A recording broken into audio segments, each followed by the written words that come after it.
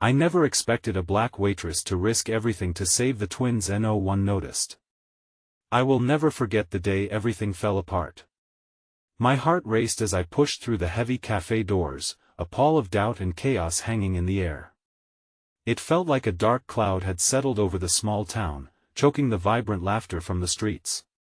Her name was Mabel, and she stood behind the counter, wiping the same spot on the formica with trembling hands. Sweat beaded on her forehead, glistening under the flickering fluorescent lights. She was bright, the kind of light that could pierce through shadows, yet today, something in her gaze screamed of a storm brewing inside her. Outside, the world beamed with sun, but inside the cafe? It felt like dusk. The usual customers, an elderly couple, a group of teenagers laughing too loud, seemed preoccupied, eyes glued to their screens. They were missing it all. The twins sat hunched at the back booth, trapped in a bubble of quiet, their dark hair falling over their faces. They were the forgotten children, slipping through the cracks like water through fingers. Mabel's eyes darted to them, worry kinking her brow. My instincts twitched. Something was about to happen. The sound of the coffee machine sputtered like an anxious heartbeat, and I could almost taste the tension in the air. I moved closer, just in time to hear her whisper, "Not them. Please, not them." A chill coiled in my stomach. What did she know? The twins deserved someone to notice them, yet here we all were too lost in our own worlds to grasp the weight of their existence. Outside, the wind howled as if trying to warn us. Mabel's hands gripped the edge of the counter, knuckles whitening. "I've got to do something," she muttered, and I could hear the desperate edge in her voice. And then she rushed toward the back, her apron fluttering behind her. Panic buzzed in my chest. I followed, caught between fear and curiosity. Just as we reached the booth, the door swung open. A man in a black coat stepped in, the cafe suddenly suffocating under his presence. Time froze. Mabel's eyes widened. The twins looked up, their gazes innocent yet somehow knowing. The man scanned the room, then zeroed in on them. I caught Mabel's breath hitch in her throat. Something felt terribly wrong. In that moment, clarity struck me hard as a fist. Mabel wasn't just a waitress. She was their only hope. Run! I wanted to shout, but my voice was trapped. Every heartbeat echoed the urgency of the moment. Then, before I could react, she lunged forward. It was all so fast, so chaotic. Her life unfolded in an instant. The cafe held its breath, and so did I.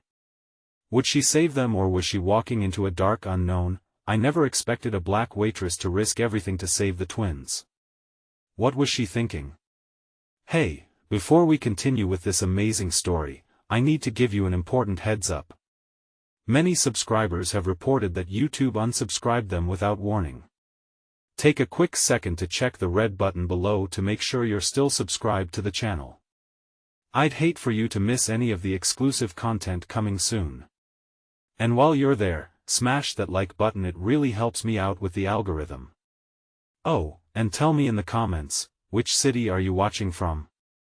I love getting to know every amazing person who's part of this community. Your participation makes all the difference. Let's connect. The cafe seemed to hold its breath as Mabel leaped towards the man, her eyes blazing with a mix of determination and fear. The energy shifted palpably. It was as if the air itself thickened with possibility, a swirling maelstrom of chaos and courage. "Get away from them!" she shouted, her voice piercing through the muted murmurs of fear gripping the room. The man paused, surprise flickering across his face, but it vanished as quickly as it appeared, replaced by a cold, calculating glare. "You shouldn't have done that," he said, his voice low and menacing. I felt an ache in my chest, a desperate urge to intervene, but the weight of my own fear kept me glued to the spot. Would I truly be any help? Mabel stood firm, her presence somehow so unwavering amidst the tension that thickened around us. The twins, sensing the peril but still too innocent to grasp it fully, clung to each other, wide-eyed but quiet. It was a pain unlike any other to witness them suffer silently in this nightmarish parade of adult fears and uncertainties. The man took a step closer to Mabel, and the air vibrated with the threat of confrontation. "You think you can play the hero?" he mocked. "You don't even know who you're dealing with." In that moment, he reached into his coat, pulling out an object that caught the dim light, a glimmering badge. Gasps fluttered throughout the cafe, and what comfort was found within those walls began slipping away like sand through an hourglass. "FBI, he stated, his tone laden with authority. "And you're obstructing an investigation." My heart sank. The twins. What had they done? Mabel's courage flickered but held steady, as if her very soul was intertwined with the twins. "They haven't done anything wrong," she insisted, her voice trembling yet unyielding. "This is not your concern, lady." As he stepped closer, Mabel's resolve sparked anew, igniting a flicker of hope amidst despair. "You can't take them," she declared. "Not without a fight." Suddenly, chaos erupted. The elderly couple, who had been quietly sipping their coffees, stood up, their faces pale, and with shaking hands, they moved toward the twins, guarding them like a shield. "We want to let you take them," the elderly man said firmly, his voice trembling but bold. Hope returned in fragmented shards, kindness unfurling in unexpected corners of our shared humanity. The teenagers, emboldened by the old couple's spirit, joined in, their faces hard with resolve. They turned their phones to the man, recording his every move, transmuting the tension into a small act of rebellion. "Let us get them out of here," one of the girls cried, her voice cutting through the confusion that had settled into a thick fog. Mabel glanced at me, and in those fleeting seconds, I saw a flicker of uncertainty clouding her fierce spirit, a question forming without words. I stepped toward her, my body urging me on against the fear gripping me with iron fingers. "We can't lose hope," I said, trying to match her fierce determination. Before she could reply, the man snarled, "You're all making a grave mistake." And then he lunged forward, but not toward Mabel. In one fluid motion, he aimed straight for the twins. Everything slowed, the cafe vanished in the corners of my mind as I focused solely on the moment. I could feel Mabel's panic radiating off her in waves. "No!" I screamed, my voice cracking like thunder, and instinct propelled me into motion. I positioned myself between them, bracing for impact, my heart pounding against my ribcage like it wanted to break free. Suddenly, there was a shuffle behind the man, and an unexpected voice rang out, a raspy yet familiar echo. "Stop right there." Cynthia, my estranged sister, appeared framed in the doorway, breathless with urgency, eyes wild and fierce. She had slipped into town unnoticed, drawn here like a moth to the flame of unfolding chaos. I hardly recognized the fierce determination in her stance, the protective instincts burning bright within her. Her gaze met mine, and for a split second, all past grievances faded away, replaced by an unspoken understanding. We were together in this fight, and it fortified my resolve. But in that critical moment, just as the tension peaked, another figure stepped into the cafe, a woman in an official-looking suit, with a calm demeanor that contrasted sharply with the chaos unfurling around her. Her presence felt like ice over fire, everything about her exuding authority and control. "Enough!" she commanded, her voice echoing like the clap of thunder after lightning. The hostility in the cafe came to a screeching halt, and I felt the air grow still. That pulse of silence, uncertainty gnawed at my insides. Who was she? What would happen next? And of all things lingering quietly in the background, a horrifying realization wrapped around my heart like barbed wire. Mabel wasn't just risking everything for the twins, she was placing her fate and all of ours into an unseen abyss.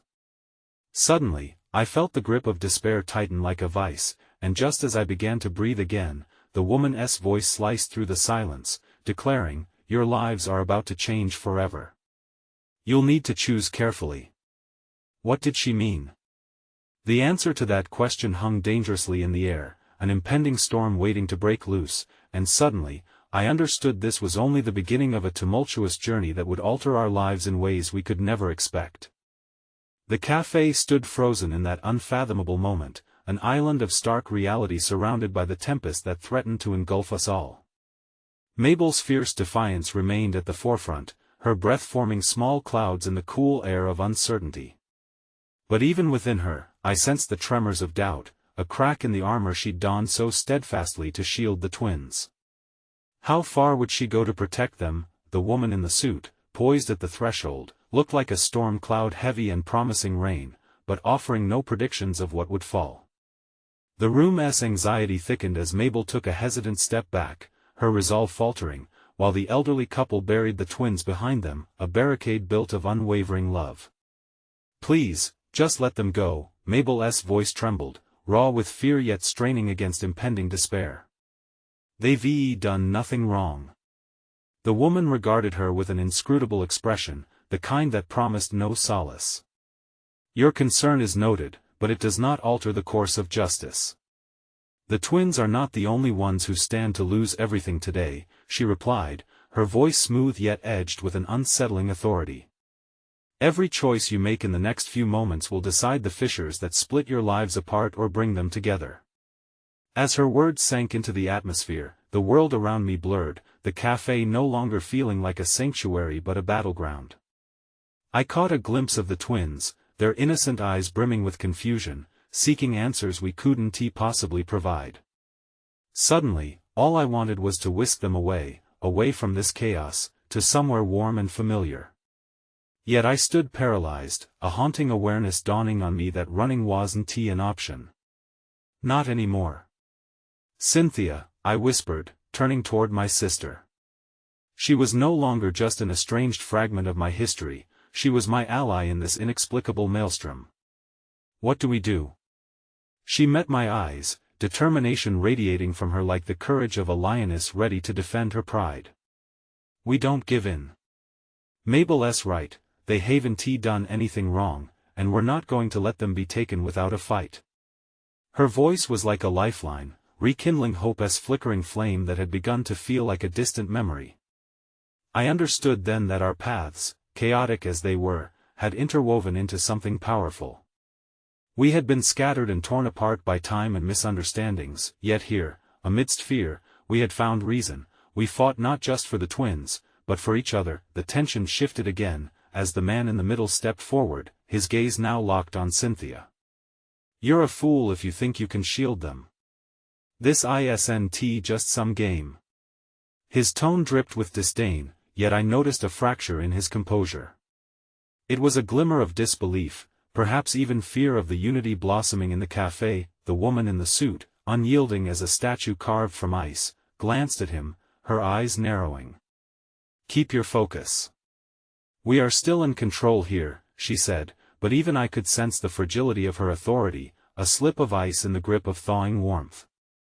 With renewed courage swirling in the air, I stepped forward alongside Mabel, Cynthia, and the old couple, a newfound solidarity tethering us together against this looming threat. "Let us make it clear, they're not going anywhere with you." The man bristled at the direct confrontation. "You think you can stand against the weight of federal law? Against the reality of circumstances beyond your understanding?" Mabel squared her shoulders, the fire in her eyes undiminished. "We don't fear the law if the law itself is unjust." A wave of whispers spread among the onlookers, a collective heartbeat echoing through the walls of the cafe.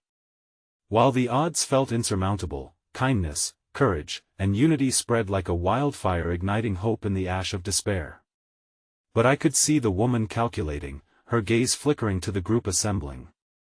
"Very well, if you wish to proceed this way, we have alternatives." Her words dripped with menace, and the warmth around me felt sinister, an invitation to an unknown fate. Just as the atmosphere began to pulse with uncertainty again, a voice broke through, soft yet crystalline in its poignancy. An unexpected figure entered the cafe with measured grace. It was a young waiter, his hands shaking as he carried a tray of freshly brewed coffee. He paused, caught off guard by the tension that hung like a storm cloud overhead. "I think there's something you should know," he started, barely above a whisper, but somehow it pierced through the raw tension, redirecting us all toward him. Several patrons have been recording everything since it started. You can't silence us. My heart raced as the implications registered. There were witnesses. The weight of the truth carried a power of its own, a force to challenge injustice even in the darkest corners. But, then again, it was a power that could turn against us if misused. In that moment, as unlikely allies began to form amidst our turmoil, an overwhelming wave of pride surged through me. Together, we could shift the balance, but what risks lay ahead? Suddenly, a loud crack echoed from the back door, startling everyone. The cafe fell silent again as all eyes turned towards the source. A figure loomed in the doorway, catching the sunlight just right. A second woman, with the same official air as the first, but her presence exuded a different kind of threat entirely. "Daniel," she called out, her voice sharp and unyielding, instantly putting everyone on edge. "We need to talk, and I suggest you do not make this worse." In those moments, as the tension reached a fever pitch, I couldn't help but wonder, who was unraveling whom. Just as I thought I understood the stakes, the world shifted again, and I braced myself for an impending revelation that felt like a prelude to a storm. With every passing breath, the stakes rose higher, and a strange sense of impending dread gnawed at my gut as if I had walked unwittingly into a trap set long ago.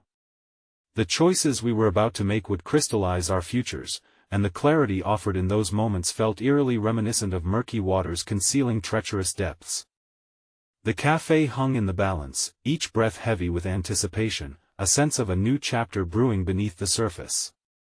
The second woman, whose striking resemblance to the first was unnerving, stepped forward, her eyes scanning the gathered crowd with a predatory glint. Daniel's face paled as he locked eyes with her.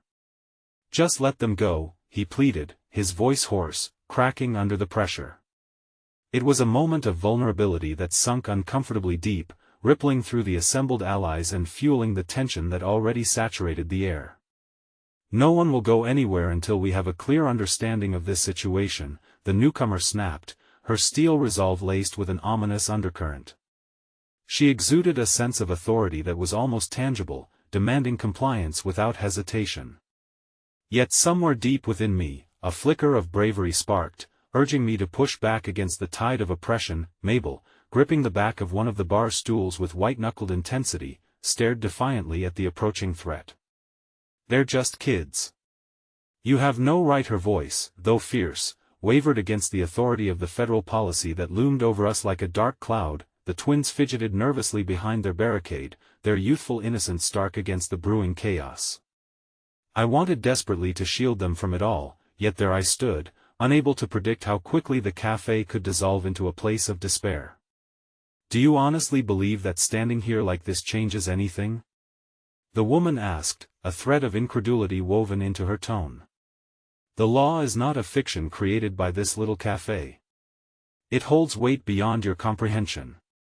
But then the unlikely waiter stepped forward again, the earlier spark of unexpected courage igniting anew. "You may have the law, but we have truth on our side. You can't take them without just cause. What good is the law if its application is rooted in injustice?" His voice quaked, but there was a thread of strength that enthralled the patrons around him. Mabel turned to the waiter, eyes wide and filled with hope. "You're right. We can't let fear overpower reason. We have to show them they're not alone." She faced the crowd, her voice rising above the quiet murmurs of fear. "Everyone here knows these children. They belong to this community, and we will not stand by while they are snatched away." And then something extraordinary began to unfold. One by one, patrons began to rise, finding courage in Mabel's words.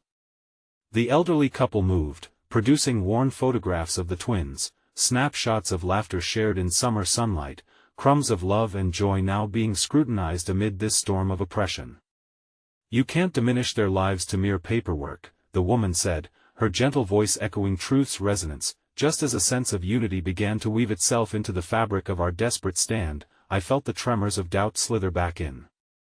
The man who had initially scoffed at our collective effort, an agent of the ruthless system, suddenly shifted himself to the forefront with steely authority. "You're making a grave mistake," he warned, eyes darting across the room, but the fearful threat behind his facade was laid bare for all to see. In this moment of vulnerability, their faces as taut as our own, I felt a surge of belonging and kinship among this ragtag group of defenders.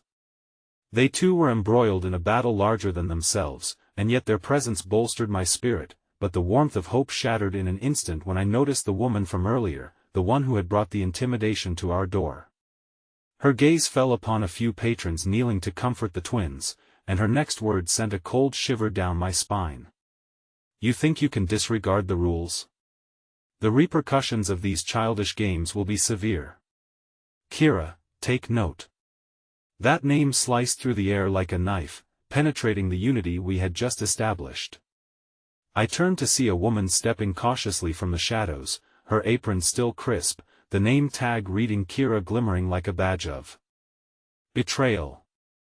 Her eyes scanned the crowd, but instead of fear, a flicker of recognition registered, a memory intricately tangled with my own. "Please," I said, stepping closer, heart pounding wildly in my chest. "You don't want to do this. You know how this ends." I hoped my eyes could convey the urgency behind my words. The shared laughter over coffee during quiet afternoons, dreams spun over late-night conversations, but something in her demeanor shifted, and I realized the depth of the anguish she carried, the struggle between loyalty to her cause and compassion for the vulnerable before her. Just as I thought a bridge had been forged across our worlds, she squared her shoulders, steeling for the temptation that lies ahead. "Enough of this disorder," the second woman barked as she headed towards Kira. "Let us see how long this camaraderie lasts when it's tested against true consequences. You're putting your future at risk." A flicker of panic erupted in the cafe, voices dipping into confusion and anger. And then Kira, standing at the juncture of allegiance, made her choice. She stepped forward, taking a position beside Mabel and the twins, stomach nodding with every movement. In that moment, I held my breath, uncertain of how many lines could be crossed before the tide swept back, tearing apart the fragile camaraderie we had just begun to forge. Hope and trepidation mingled like dancing shadows, and whispers of doubt pulled at the edges of my mind. The scene unraveled around us, and before I could anchor my thoughts, the newspaper clippings crumpled from a stranger's hand fell onto the floor, a cascade of fragmented, half-told stories that were desperate for understanding. The date on one was yesterday's, the headline blaring, "Children at risk of separation, community up in arms." As if the universe was giving me a sign, I understood that this wasn't just about the twins, it was about us all gathered in a place where stories battled against the cold calculation of policy. And yet, as the atmosphere thickened with uncertainty, those final words echoed in my mind. "You're putting your future at risk." In a moment that felt suspended in time, my heart lurched, the weight of realization crashing down. What lengths would we go to resolve this? What would we risk? And then hilariously, poignantly, life chose that exact moment to deliver a jarring jolt of interruption. Through the cafe's doors burst a small, seemingly ordinary figure who not only changed the dynamic of the room but left me reeling with the consequences of her arrival. "Mabel," the girl shouted, her voice laced with urgency. "You have to hear what I found." The room held its breath, and then, as if drawn towards a cliff's edge, the tension snapped, leaving us all teetering into a confrontation that felt preordained. The number of lives entwined within this tapestry of conflict was about to unravel. Could hope emerge from the shadows with this girl's revelation, or would it only add weight to the impending storm? The girl's frantic entrance snapped our attention away from the simmering confrontation, her small frame barely fitting into the doorway, but her voice carried the weight of something monumental. "Mabel," she called again, urgency lacing her words like a wire ready to snap. I recognized her, a regular at the cafe, one of the many youths who filled its corners with laughter and chatter. Her name was March, and the glint in her eyes as she rushed forward hinted at revelation. "What is it?" Mabel said, her voice strained but hopeful. The hairs on the back of my neck stood on end as every eye in the cafe turned toward March, eager for clarity in the brewing storm. "I overheard something," March continued, breathless. "In the back office about the people coming for the twins. They don't just want them. They want more. There's a whole operation, and the twins are just the beginning. A whisper of gasps filtered through the crowd, uncertainty leaping between us like lightning. The suspicion that had lingered in the air thickened now with fear. What do you mean? I pressed, stepping closer, every fiber of my being focused on her answers. What kind of operation? March glanced nervously at the two federal agents standing rigidly at the bar, their expressions unyielding. With the stakes rising, her voice dropped. They're planning on rounding up more children from the area, those who live with single parents, orphans, any who may be considered at risk. They're moving quickly, working to make sure no one has time to fight back. My stomach twisted at the revelation, an icy dread crawling into the corners of my mind, wrapping me with its chilling embrace. This was no isolated incident, this was war waged under the guise of regulation. How do you know this? Mabel asked, her voice a mere whisper now, tension erupting from the gathered crowd as we processed the implications. I overheard them arguing about it, March confessed. They don't just want to take the twins. They want to make a statement, to show what happens to anyone who resists. As she spoke, the room seemed to shrink inward, the threat coiling around us, tightening like a noose. I scanned the faces in the cafe, those who had risen to defend the twins, faces now contorted in fear and uncertainty. The elderly couple who had shared those tender snapshots just moments before, what would happen to them if they dared to resist further? The familiar laughter and chatter now felt like a distant memory spiraling into darkness. Then we need to act, I urged, my voice rising above the creeping despair. There was no use in standing still. If they're planning to take more children, we have to rally. We can't let them pick off anyone else while we stand here helpless. Mabel nodded, determination igniting her gaze once again. You're right. We can't let fear silence us, she said, galvanizing the crowd with her strength, but then a sharp voice came from behind us, the steel-lined authority of the second woman. You think a few words and half-baked defiance can protect them? She stepped closer, eyes narrowing. You have no idea what you're meddling with, this isn't just a cafe. You're about to step into a game with consequences far graver than you realize. My heart raced as the implications hung in the air, heavy and suffocating.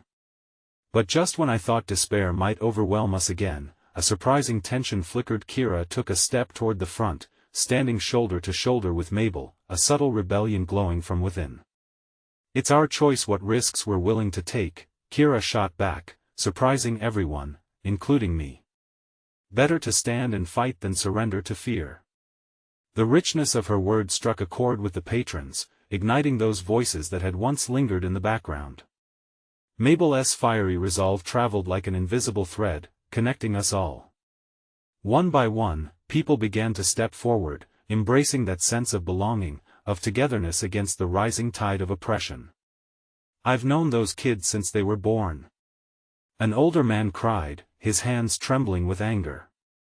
How dare you try to take them away? As we rallied back against the looming threat, I couldn't shake the escalating anxiety that gnawed at my insides. Hope began to bubble amongst us, but fear clung like a forgotten shadow, whispering truths I couldn't let go of. Just remember, the woman warned, an undercurrent of hidden menace threading through her calm demeanor. When they come, it will fracture everything you hold dear. You think camaraderie will shield you from the law? It will only breed discontent. And as if to punctuate her warning, just outside the cafe, a cacophony of sirens erupted, sending a stark chill through our gathered souls. The harsh wailing echoed like a death knell, and with it came the realization that we were no longer just a simple cafe. We had become a target. The moment our unity had begun to resound, March swayed on her feet, tears pooling in her eyes. We're really in trouble, aren't we?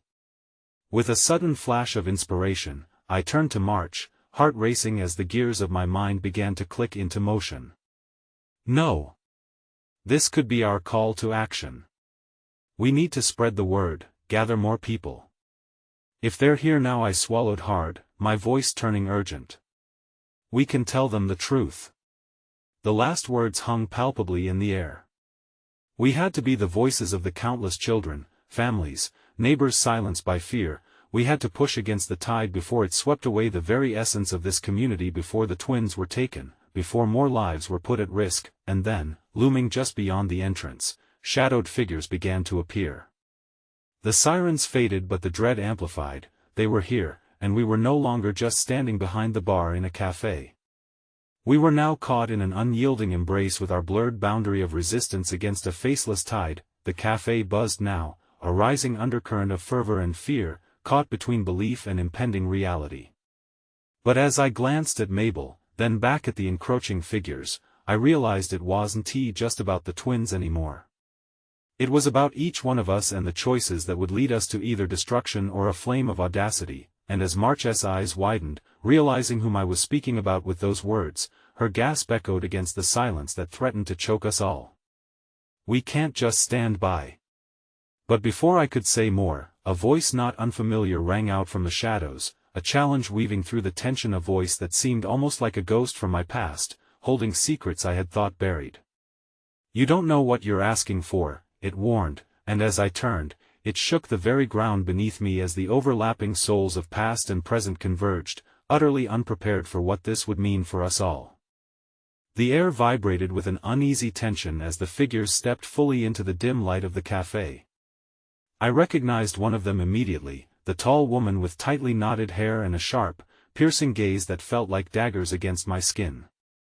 It was Lila, the one who used to serve me coffee and laughter before everything changed, before I fled to escape the ugliness of the world around us. Now, she stood across the room as a sentinel of our impending doom. With her first step forward, the atmosphere shifted. Her presence seemed to eclipse the hope we had just ignited, squashing it under the weight of her unspoken words. I could see the lines of despair worn deep upon her face, the shadows beneath her eyes hinting at hardships I could only begin to imagine.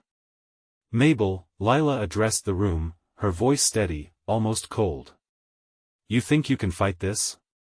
You think your unity is enough to shield you?" She surveyed the crowd, her gaze reluctantly softening when it found March. "You've seen how swiftly they operate. You may feel powerful right now, but they will crush you. And in the process, they will take everything you love. Why would you come here, Lila?" I asked, finding the words clawing their way out of my throat. "Why are you trying to terrify us further?" "Because it's the truth." Her admission cut through the weight of the moment, a raw honesty that stunned the onlookers back into silence. "And you can't hide from it. They're not just coming for the twins, they will take anyone they want and twist every thread of resistance until it breaks. You need to know, Mabel, that you can't fight this alone. We can't fight it alone." The realization washed over me like a saline tide, sapping my strength. Scattered whispers fluttered through the crowd as fear racked each person with uncertainty. The warmth of camaraderie I had felt just moments ago felt fragile in Lila's tangible reality. "But what can we do?" March asked, her earlier bravado replaced with an unsettling doubt. "We can't just let them take the twins. We need allies," Lila replied, her voice firm but laced with something close to fear. "The government isn't just targeting the twins, they're systematically dismantling neighborhoods. If we can gather the right people who know what's at stake and are willing to fight, then we have a chance." The idea clung to me like a lifeline, but it felt precarious. "And if we don't? What then?" I pressed, the dread coiling tighter against my spine. The lurch in Lila's gaze was momentarily pained. "If we don't," she hesitated, glancing over her shoulder before lowering her voice, "we will all become their target. And they won't stop at the children." The cafe brimmed with tension, every person steeped in dread as they absorbed Lila's words. Freedom felt like a tenuous thread, thin and fraying at the edges. An unfamiliar voice rose from the back, shaking but loud enough to draw attention. "You're scaring us. How can you expect us to act without knowing who will help us?" It was the elderly couple, the same ones who had previously graced the cafe with laughter and kindness. Then, a low rumble came from the fringes as patrons began murmuring to one another, their voices a soft chorus of revolt against despair. Though fear lingered in the air, the ember of defiance flickered. The elders were right, we needed a plan beyond courageous hearts. Gathering allies means more than shouting words, Lila continued, her expression softening at the noise of voices forging together. You need to reach out to the community, find others who felt the oppressive weight. We can't be an isolated group anymore. I caught Mabel's eye during the fleeting silence. The fire that had initially sparked in her had dimmed but not extinguished. We had witnessed how love could bond people against injustices, but coalition had a sprawling complexity of its own. We'll start with what we know, I suggested, emboldened by our shared commitment. There are parents at the local schools who've been having their own conversations. We can call them, talk to them. Then we can work our way out. No more standing still. Determination ignited in Mabel's eyes once again. Let us band together, let us make noise. Each voice will carry weight if united. Before I could continue elaborating on our nascent plan, an unsettling sound ruptured the air, a sharp crack, echoes of glass shattering like knives through the tense silence. People tensed, and instinctively we all turned toward the cafe door swinging slightly ajar, a gust of wind a precursor to what loomed beyond. My heart raced as I glimpsed a pair of figures outlined against the flickering dawn, two men in uniforms, their expressions hidden beneath dark caps, eyes glinting with a menacing promise. The group collectively gasped, a chorus of alarm resonating against the cafe walls. Stay back! Someone shouted in a frantic plea, fear morphing from uncertainty into a palpable dread as the potential threat grew closer. The agents stepped further inside, their heavy boots thudding against the ground like the tolling of an ominous bell. Suddenly, a clattering echoed as chairs were pushed back, patrons scrambling to retreat toward the edges of the cafe, seeking safety behind tables and the counter as though it might conjure a shield. It started, Lila said quietly, the harsh reality settling heavy on us. This was no longer just a gathering of souls but a moment of reckoning about to unfold. As I watched the shadows of the uniformed agents advance and the faces around me pale, a resounding truth crystallized in my heart. The choices we make next would ripple through the lives tethered to this place in ways we had not yet imagined, and behind me, the echoes of resolve swelled, fortifying us in the face of looming terror. But another tremor shook my thoughts when March called out something that sent shards of doubt surging through me. What if they're not here just for the twins? Her voice echoed a chilling realization that would soon unravel all that we dared hope.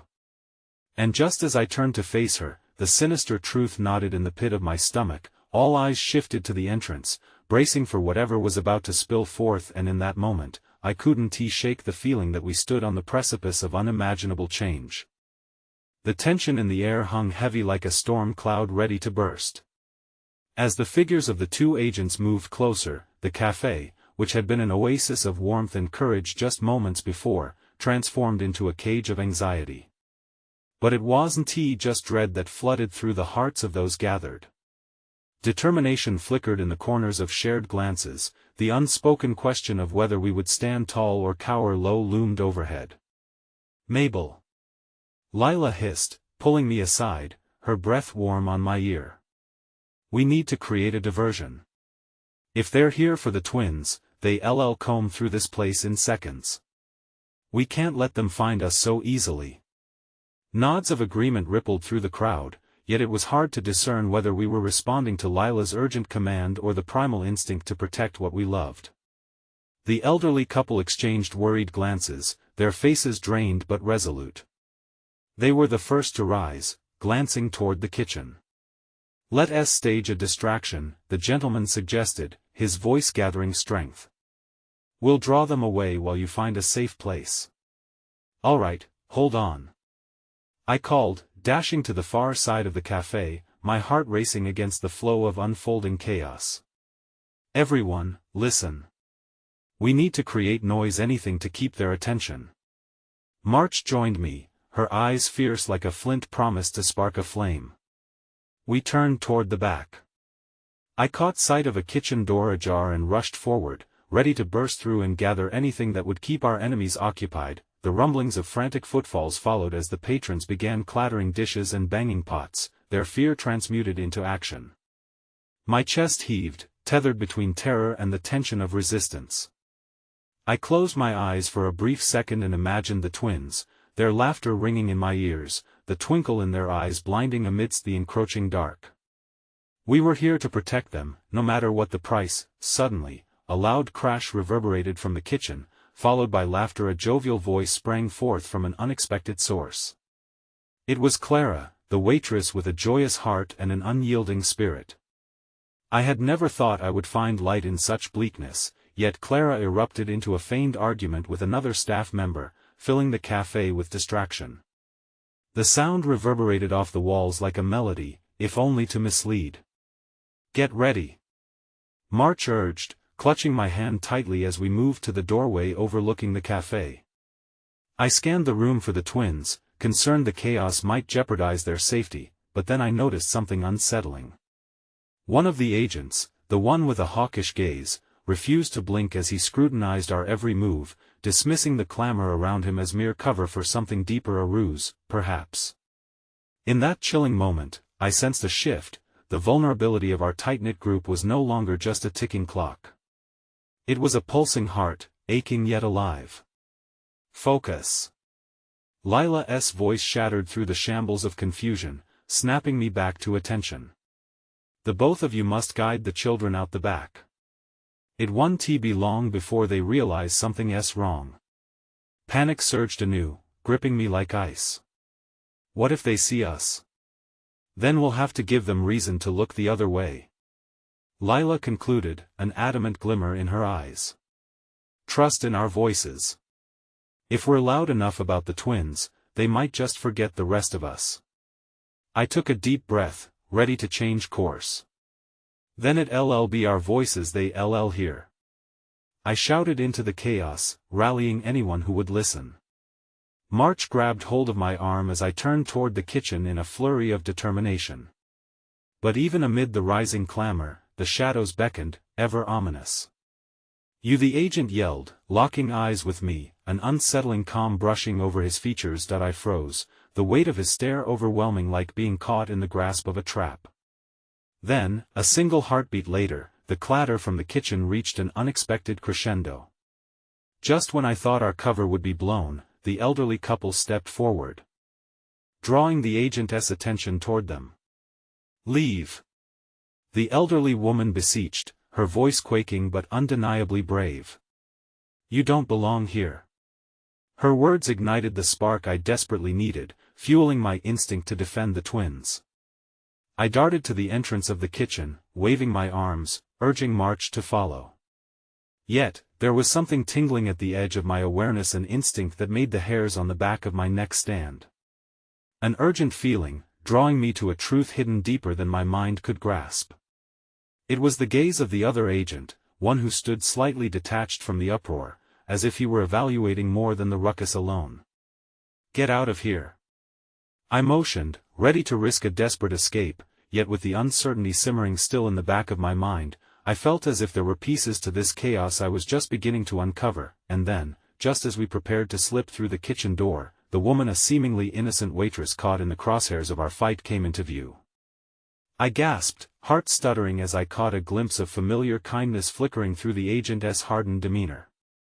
The sense of community I'd fought to protect rose up in that instant, twisting my insides with a potent mix of hope and dread.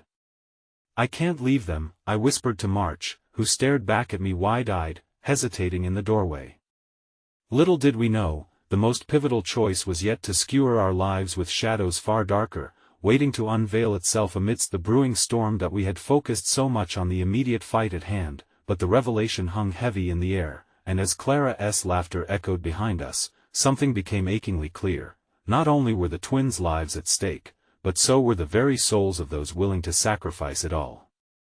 "Let us go," March urged, desperation lacing her tone, and I turned, ready to leap into the unknown. But in that moment, as certainty crumbled around us like fragile glass, I couldn't shake the foreboding sensation that the true battle was yet to begin. The shadows felt thick as I stepped forward, the doorway waiting to embrace us in its uncertainty, and I braced for a confrontation that would unravel secrets far larger than any of us had anticipated. The cafe resonated with a jarring dissonance, a symphony of panic and bravery playing out against the backdrop of an unexpected battle. I turned with a rush of urgency, but the strident call of my heart held me captive. An inexplicable force tugged at me, making me reconsider the path I was about to choose. What if the chance to help the waitress was as pivotal as safeguarding the twins?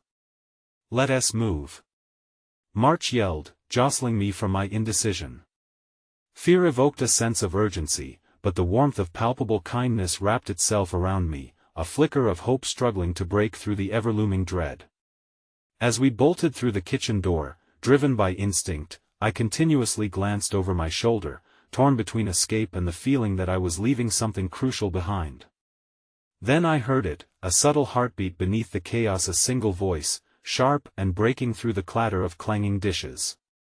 "I'm not afraid of you," Clara shouted, her voice threading through the fear like a daring ribbon of light, refusing to be snuffed out.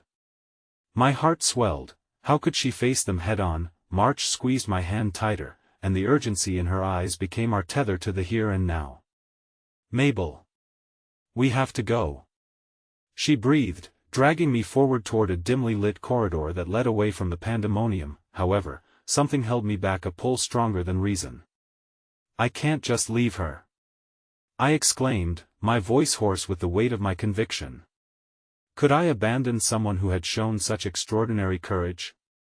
"They'll find you if you stay here," she pressed, her voice laced with desperation. "We have to keep the twins safe." Through the doorway, I paused, glancing into the chaos of the cafe. Clara stood defiant, an inspiring figure amidst threatening shadows, a flame flickering with resilience. The agents hadn't fully recognized her worth, nor the power she radiated in her small frame.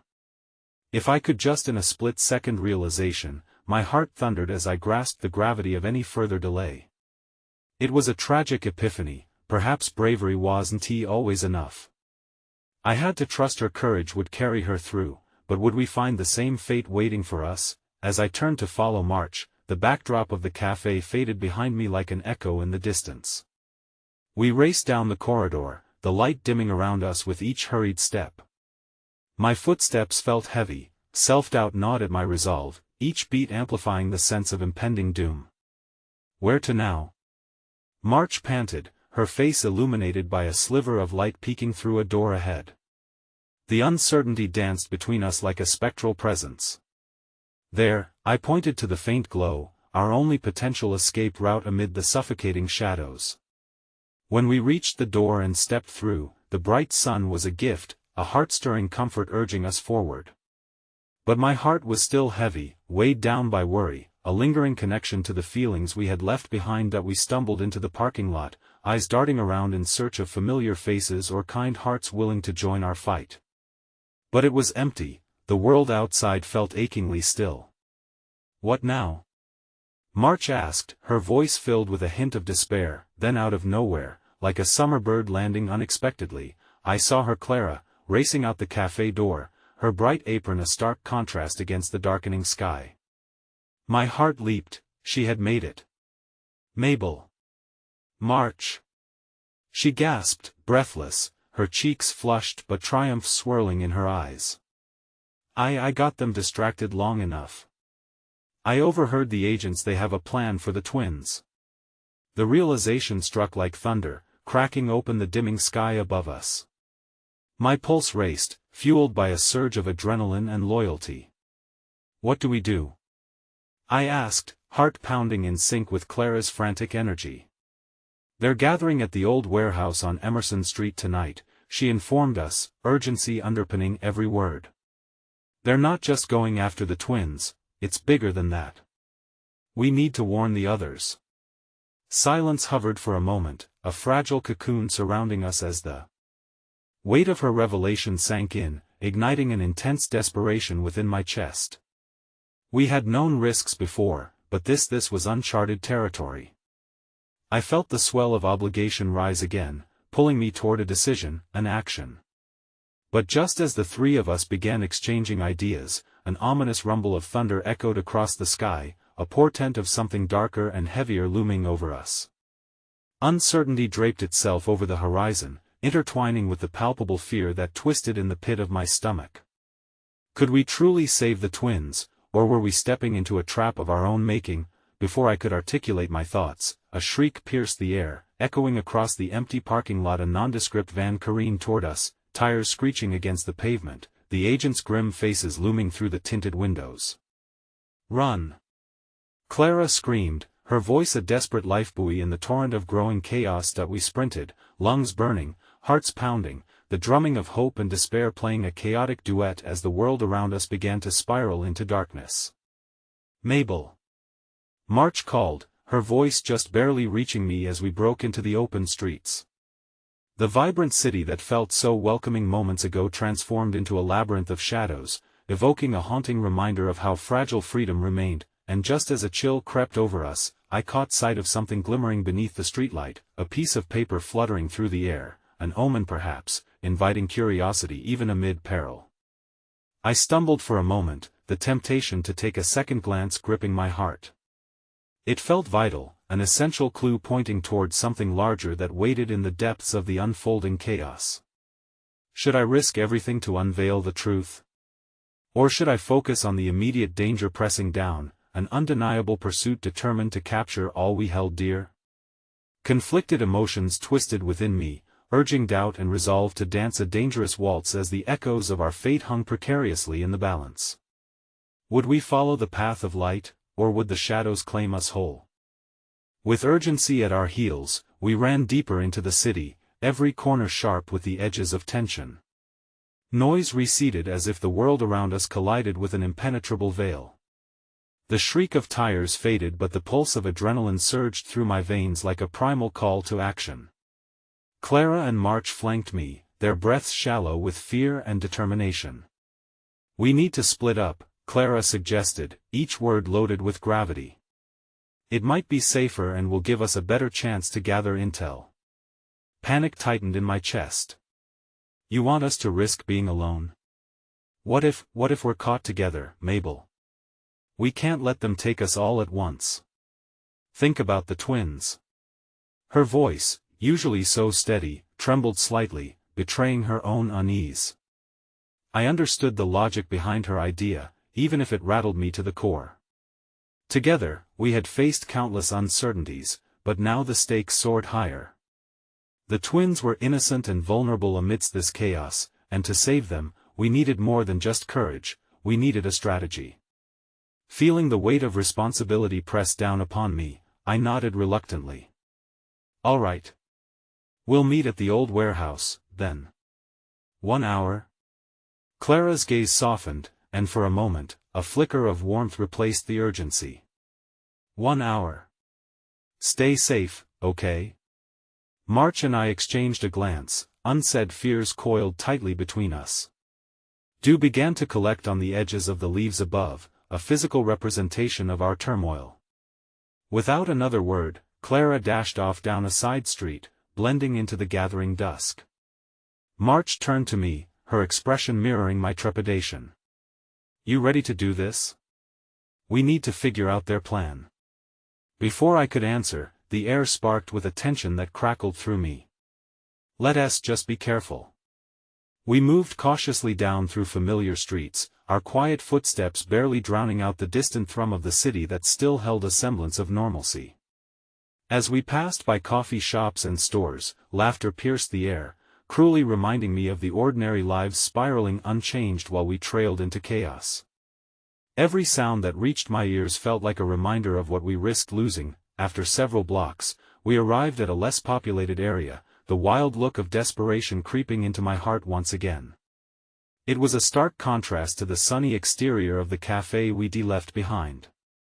In the shadows of an abandoned building, we found ourselves huddled close, minds racing as we tried to decipher the best plan moving forward. "Okay," March started, her voice steady despite the underlying tremor. "We have to think bigger. They're not just after the twins. What could they want from them?" Suddenly, everything became too overwhelming.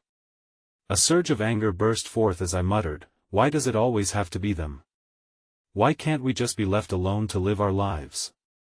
March's eyes softened in understanding, but her face hardened with resolve. Because they see something in the twins, Mabel. They're powerful. My heart ached for those little girls, for all the burdens they didn't ask to carry.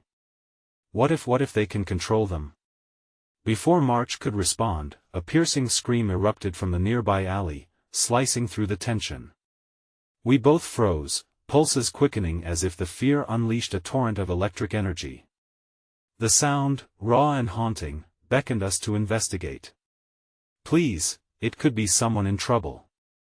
We have to help. I urged March, instinct steering me forward against our better judgment. She hesitated, clearly torn. Mabel, we can't afford to get distracted.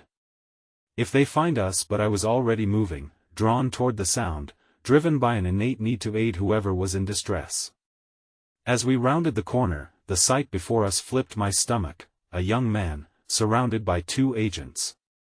Their faces were starkly calm, masks of authority. The youth, cornered and trembling, resembled both a captive and a casualty of something far more sinister. Please, I didn't tell them anything.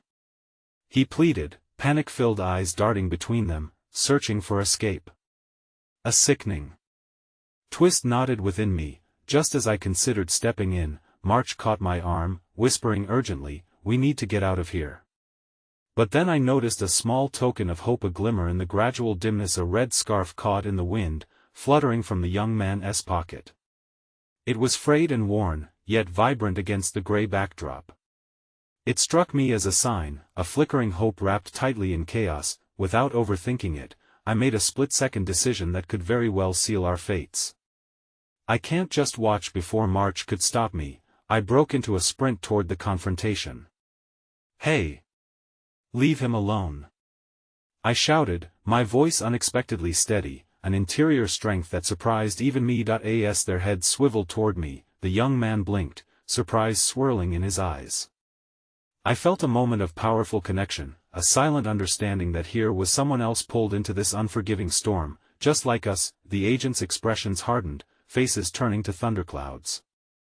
"You shouldn't have interfered," one of them said, advancing slowly, purposefully. In that heart-stopping moment, I realized I had stepped too deeply into the storm, an undeniable force that threatened to engulf us all. Time stretched endlessly, there was only so much room left in the recesses of fate. "Run, Mabel!" March screamed, urgency pushing her words out like wind against waves. But just as I was about to pivot and flee, the glint of the paper I had seen earlier caught my peripheral vision again.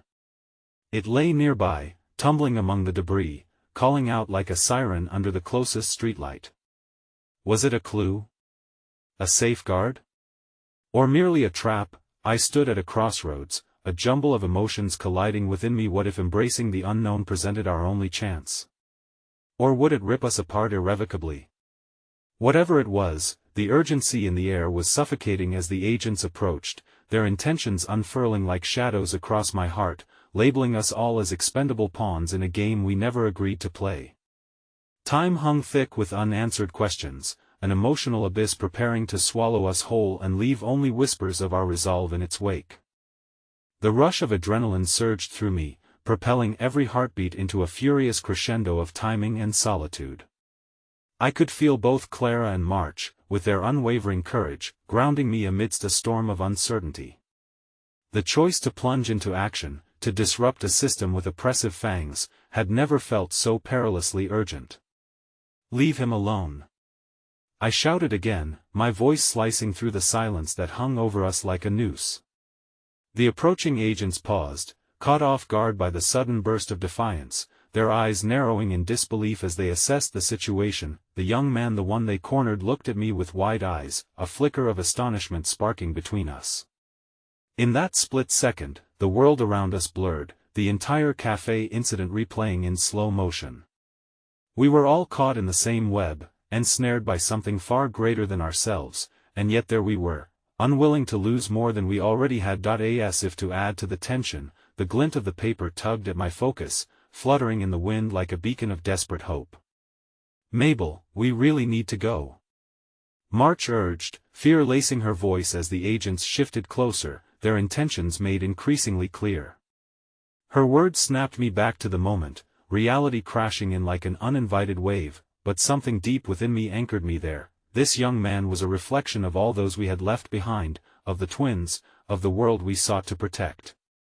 Somewhere behind those eyes resided dreams, laughter, and the unyielding spirit that deserved to flourish. I remembered Clara's words about the power of our voices, and a flicker of determination ignited within my chest. Get back! I screamed as I repositioned myself between the agents and the young man, channeling every ounce of strength I could find. The tension in the air felt electric, thrumming with a mixture of fear and visceral courage I couldn't ignore. This was not just about saving him, it was about raising our voices against an unjust reality that threatened everything we loved. The older agent laughed, a hollow sound devoid of warmth. You think playing the hero will save you? He spat, eyes trained directly on me. You're only inviting your demise. Something within me cracked, an unbearable mix of resolve and madness. My heart thundered in my chest as the words poured out of me, each syllable stronger than the last. Maybe so. But I will not watch another person be taken without a fight. If you truly believe what you're doing is just, then come at us. You will not take anyone else today. March stepped up beside me, fiercely clasping my hand. You don't scare us, her voice cut in, sturdy as resolve. Not anymore. The air shifted, and I could almost see the gears turning behind their cold, calculating gaze as the confusion interlaced with a measure of fear at the show of collective courage.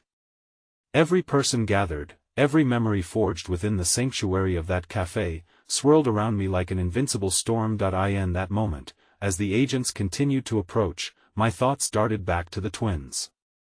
Would I be putting my efforts to waste if rich souls like theirs were consumed by this darkness? No.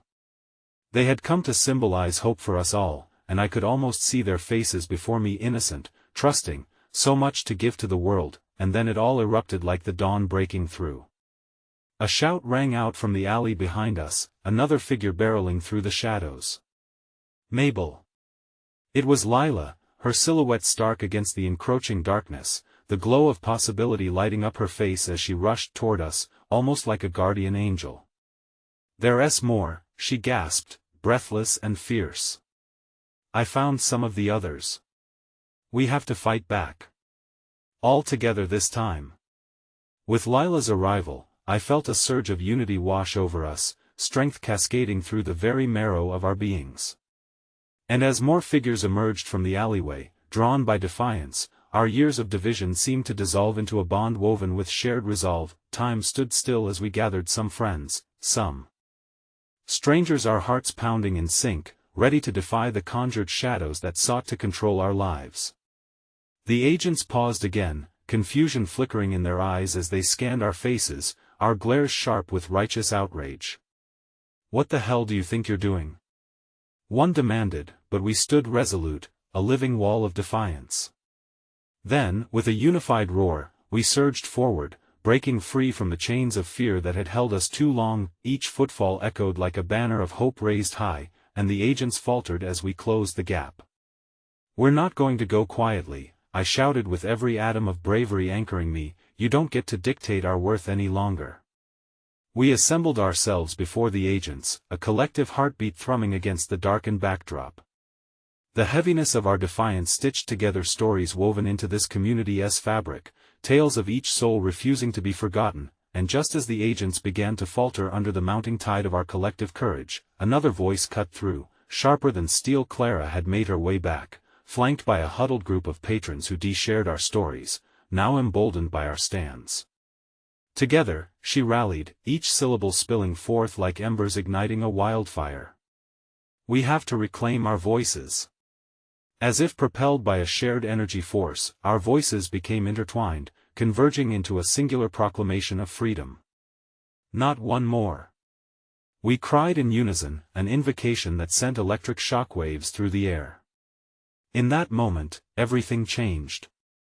It was as if the air itself sparked, a symphony of hopeful power honing in on the agents standing before us, their facade of authority crumbling under the resilience we clutched in our hearts. And then I understood we were not just defending the twins, nor merely safeguarding a cafe, we were becoming beacons of a larger fight, an insatiable light reaching deep into the dark corners of oppression. Unwavering bonds had forged beneath the chaos, one that would transform this fractured thread of our lives. As the agents shifted uncomfortably, the palpable fear began to seep into their bravado. And for the first time, I saw cracks in their insipid calm.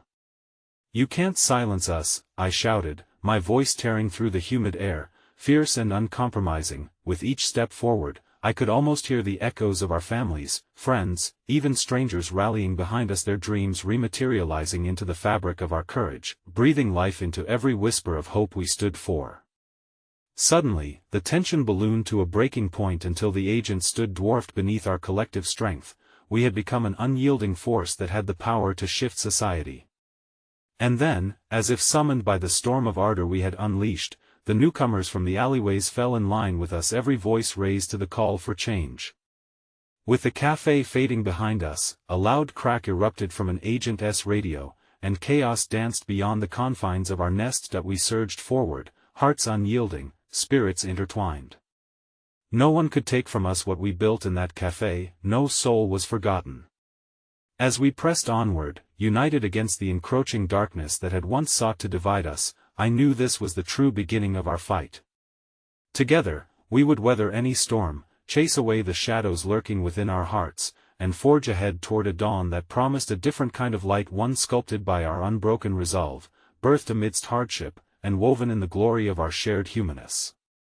"We fight for light," I yelled, and the chorus of our voices rang louder, clearer, pouring every ounce of love we possessed into the shaping of a future we could finally cherish. It was then, among a thrumming tide of voices raised in courage, that I found a profound truth wrapped under the veil of battle. In a world rife with shadows, it was the light of our unity that burned the brightest.